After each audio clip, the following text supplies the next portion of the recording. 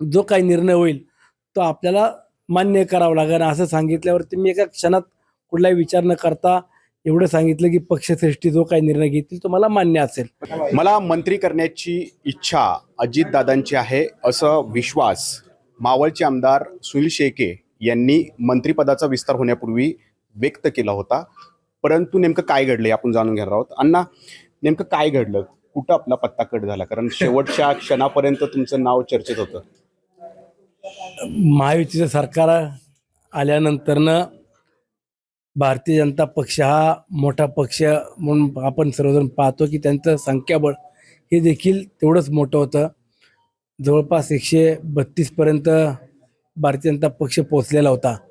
त्यानंतरनं 57 जागा या शिवसेनेच्या आणि 41 जागा या राष्ट्रवादी काँग्रेस पक्षाच्या. आणि महायुतीतल्या 3 प्रमुख पक्षामध्ये 3 नंबरला तसं पाहिलं तर संख्याबळानुसार राष्ट्रवादी काँग्रेस पक्ष होता. आणि आम्हाला 10 जागा ज्या वेळेला मिळाल्या त्याच वेळेला मला माझ्या पक्षातील वरिष्ठ नेत्यांनी 3 दिवस मंत्रिमंडळ विस्तार होण्या अगोदर बोलून सांगितलं की आपल्याला 11 किंवा 12 जागा मिळतील असं अपेक्षित होतं, परंतु आपल्याला 10 जागा मिळाल्यात. आणि सगळ्या राज्यातील समतोल ठेवत असताना पक्षातल्या वरिष्ठ आणि युवक किंवा नवीन चेहऱ्यांना संधी देताना देखील पुणे जिल्हा असेल, जळगाव असेल, सातारा असेल, म्हणजे थोडक्यात पश्चिम महाराष्ट्र, विदर्भ, कोकण किंवा आपला पूर्वेचा भाग अशा सगळ्या भागाचा विस्तार करताना कशा पद्धतीनं समतोल ठेवता येईल तो ठेवण्याचा आम्ही प्रयत्न करतोय. आणि त्यानंतरनं जो काही निर्णय होईल तो आपल्याला मान्य करावा लागेल असं सांगितल्यावरती मी एका क्षणात कुठलाही विचार न करता एवढं सांगितलं की पक्षश्रेष्ठी जो काही निर्णय घेतील तो मला मान्य असेल. पण तू जी मंत्रिपदं दिलेली आहेत, काय नेमका निकष लावला? त्या निकषात तुम्ही बसत नव्हते? नाही, आता निकष असं म्हणताना मी सांगितलं की आता पुणे जिल्ह्यात 2 मंत्रिपदे मिळाली. मी स्वतः दादाही आहेत आणि दत्ता मामा भरणे आहेत. आता जर तिसरं परत पुणे जिल्ह्याला मंत्रिपद द्यायचं तेवढी आमच्याकडे खाती नव्हती किंवा आम्हाला तेवढी जागाही मिळाल्या नव्हत्या. याच्या आधी दिलेले आहेत पण अण्णा 3. मग त्यावेळेला 13-14 आमच्याकडे मंत्रिपद होती. आता 10 मंत्रिपद असल्यामुळे आणि इच्छुक जास्त होते, परंतु 10 मध्ये पुण्याला 2 अशा पद्धतीने जिल्ह्यात इतर जिल्ह्याची तुलना केली तर फक्त पुणे जिल्ह्यातच 2 मंत्रिपद आहेत. नाशिकला पण आहेत, परंतु नाशिकला सुद्धा तेवढं संख्याबळ आहे.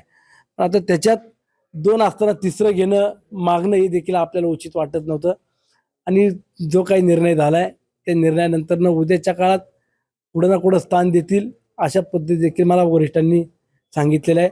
निर्णय झालाय, त्या निर्णयाचं मी स्वागत करतो आणि उद्याच्या काळामध्ये माझा पक्ष कसा मोठा होईल याकरता आम्ही नक्की सगळेजण प्रयत्न करणार आहोत. मात्र अण्णा, तुम्ही ज्या पद्धतीने निवडून आलात 80% म्हणजे मावळ पॅटर्न तुमच्या विरोधात होता आणि तुम्ही 1 लाखाच्या लीडनं या ठिकाणी निवडून आलात, तर नेमकी अपेक्षा तर तुमची होतीच. नाराजी थोडी कुठंतरी आहे, मनामध्ये सल आहे?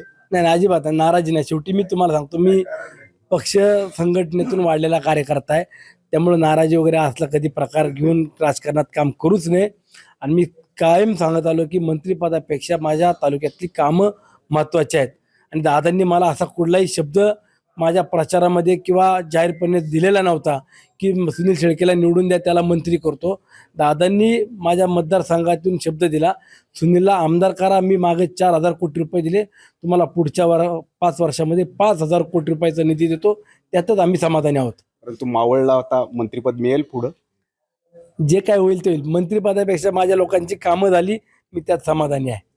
मी नाराज नाहीये आणि मंत्रिपदापेक्षा जनतेची कामं होत आहेत, आणखी मोठ्या प्रमाणात निधी आणेन असा विश्वास या ठिकाणी सुनील शेळके व्यक्त करतायत. नाजिमुल्ला, एबीपी माझा, मावळ, पुणे. एबीपी माझा, उघडा डोळे बघा नीट.